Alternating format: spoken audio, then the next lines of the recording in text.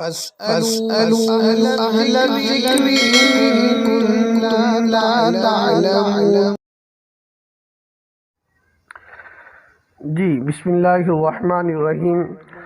سوال یہ پیدا ہوتا ہے کہ انسان کے اعضاء خرید و فروخت کر سکتے ہیں، مثلا بال، گردے یا دیگر، کیا یہ خرید سکتے ہیں، خرید و فروخت کر سکتے ہیں؟ سب میں پہلے قرآن مجید کی ایک آیت یاد رکھیے، لَقَدْ خَلَقْنَا الْإِنسَانَ فِي أَحْسَنِ تَقْوِيمٍ۔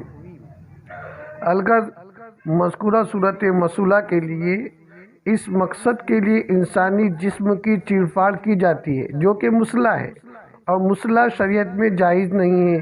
حدیث شریف میں بھی ہے، عن ابن عباس رضی اللہ عنہ قال كان رسول اللہ صلی اللہ علیہ وسلم اذا بعث جیوشہ قال اخرجوا بسم اللہ تقاتلون فی سبیل اللہ من کفر باللہ لا تقدروا ولا تغلوا ولا تمثلوا ولا تقتلوا الولدان ولا اصحاب الصوامع۔ لہذا جسم سے اگر کوئی جزو الگ کر دیا جائے وہ مردار اور ناپاک کے حکم میں ہوتا ہے، فہی میتہ کے تحت۔ الغرض عضو کی پیوند کاری کی وجہ سے پوری عمر ایک ناپاک چیز سے جسم انسانی ملوث رہے گا۔ کسی چیز کو ہبہ کرنے یا عطیہ کے طور پر کسی کو دینے کے لیے یہ شرط ہے کہ وہ شے مال ہو اور دینے والے کی ملک میں ہو، اور یہی شرط وصیت کے لیے ہے، وصیت کے لیے بھی ہے۔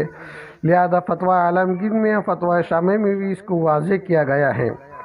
الغرض انسان کو اپنے اعضاء میں حق منفیت تو حاصل ہے مگر حق کی ملکیت حاصل نہیں ہے۔ جن اموال و منافع پر انسان کو حق مالکانہ حاصل نہ ہو، انسان ان اموال یا منافع کی مالیت کسی دوسرے انسان کو منتقل نہیں کر سکتا۔ انسانی اعضاء و جوارح انسان کے پاس امانت ہے اور انسان کا نگران اور محافظ ہے، اور انسان ان کا کیا ہے؟ اپنے اعضاء کا نگران اور محافظ ہے، اور امین کو ایسے تصرفات کا اختیار نہیں ہوتا جس کی اجازت امانت رکھنے والے نے نہ دی ہو، جیسا کہ فتویٰ عالمگیر وغیرہ میں بھی ذکر کیا گیا ہے۔ آگے فرمایا کہ انسان قابل احترام اور مکرم ہے۔ اس کے اعضاء میں سے کسی عضو کو اس کے بدن سے الگ کر کے دوسرے انسان کو دینے میں انسانی تکریم کے خلاف ورزی لازم آتی ہے۔ یہی وجہ ہے کہ فقہاء نے علاج و معالجہ اور شدید مجبوری کے موقع پر بھی انسانی اعضاء کے استعمال کو ممنوع قرار دیا ہے، جیسا کہ شرح سیر الکبیر میں بھی اس کا ذکر ہے۔ آگے فرمایا کہ نیز جس طرح کسی زندہ آدمی کے کسی عضو کو لے کر علاج کرنا درست نہیں ہے، اسی طرح کسی مردہ انسان کے عضو سے بھی علاج کرنا جائز نہیں۔ پھر کیونکہ یعنی آدم کے تمام اعضاء سے فائدہ اٹھانے کی حرمت اس کی تکریم و احترام کے پیش نظر ہے، تاکہ جس ہستی کو اللہ تعالیٰ نے مکرم و محترم بنایا ہے لوگ اس کے اعضاء و جوارح کو استعمال کرنے کی جسارت نہ کرے۔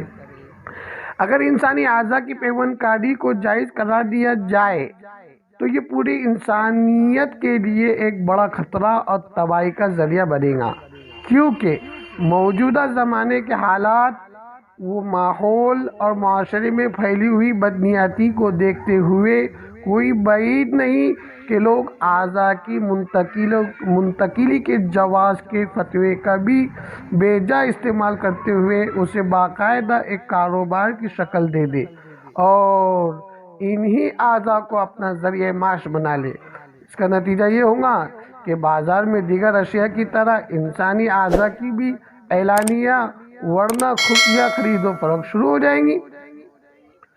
لہذا جو بلا شبہ انسانی شرافت کے خلاف اور ناجائز ہے اس پر عمل کیا جائے۔ غربت زدہ لوگ آگے کیا کریں گے؟ اپنے بچوں کا پیٹ پالنے کے لیے اور اپنی ضروریات پوری کرنے کے لیے اپنے اعضاء فروخت کرنا شروع کر دیں گے۔ مردے کی بے حرمتی اور ان کے ساتھ ظالمانہ رویہ شروع ہو جائے گا۔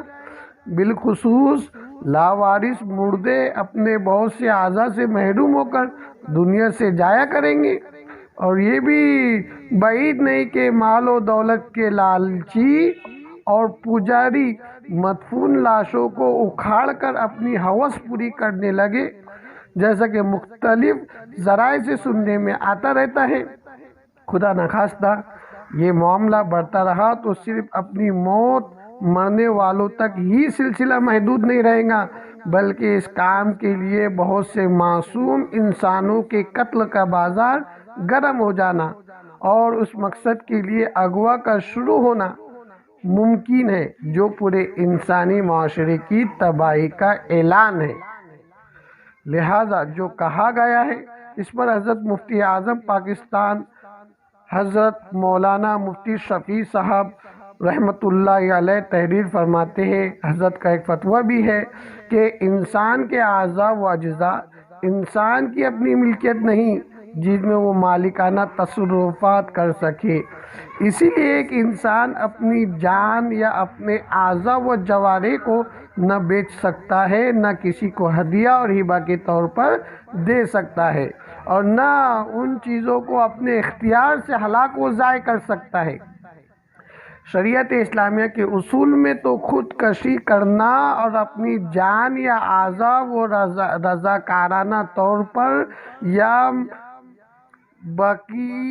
بقیمت کسی کو دے دینا یا پھر قیمت کے طور پر کسی کو دے دینا، یہ بھی قطعی طور پر حرام ہی ہے، جس پر قرآن و سنت کی نصوص سے صریح موجود ہے۔ تقریباً دنیا کے ہر مذہب و ملت اور عام حکومتوں کے قوانین میں اس کی گنجائش ہی نہیں، اس لیے کسی زندہ انسان کا کوئی عضو کاٹ کر دوسرے انسان میں لگا دینا اس کی رضامندی سے بھی جائز نہیں ہے۔ شریعت اسلامیہ نے تو صرف زندہ انسان کے کارآمد اعضاء ہی کا نہیں بلکہ قطع شدہ بیکار اعضاء و اجزاء کا استعمال بھی حرام قرار دیا ہے، اور مردہ انسان کے کسی عضو کی قطع کو بھی ناجائز کہا ہے، اور اس معاملے میں کسی کی اجازت اور رضامندی سے بھی اس کے اعضاء و اجزاء کے استعمال کی اجازت نہیں دی، اور اس میں مسلم و کافر سب کا حکم یکساں ہے، ایک جیسا ہے، چاہے وہ مسلمان ہو یا کافر، کیونکہ یہ انسانیت کا حق ہے جو سب میں برابر ہے۔ تکریم انسانی کو شریعت اسلام نے وہ مقام عطا کیا ہے کہ کسی وقت کسی حال کسی کو انسان کے اعضاء و اجزاء حاصل کرنے کی طمع دامن گیر نہ ہو، اور اس طرح یہ مخدوم کائنات اور اس کے اعضاء عام استعمال کی چیزوں سے بالاتر ہے، جن کو کاٹ چھانٹ کر یا کوٹ پیس کر غذاؤں اور دواؤں اور دوسرے مفادات میں استعمال کیا جاتا ہو۔ اس پر ائمہ اربعہ اور پوری امت کے فقہاء متفق علیہ ہے، وہ اور نہ صرف شریعت اسلام بلکہ شرائع سابقہ اور تقریباً ہر مذہب و ملت میں یہی قانون ہے۔ لہٰذا ایسی حرکت بالکل نہ کرے، جو کہ قرآن و روشنی میں یہ بات واضح ہو گئی کہ انسانی اعضاء کا استعمال کسی بھی حال میں جائز نہیں، اور بال جو ذکر کیا گیا یہ بال بھی خرید و فروخت نہیں کر سکتے، اس لیے اللہ تبارک و تعالیٰ نے کلام اللہ میں صاف کہا لَقَدْ خَلَقْنَا الْإِنسَانَ فِي أَحْسَنِ تَقْوِيمٍ۔ فقط واللہ عالم بالصواب۔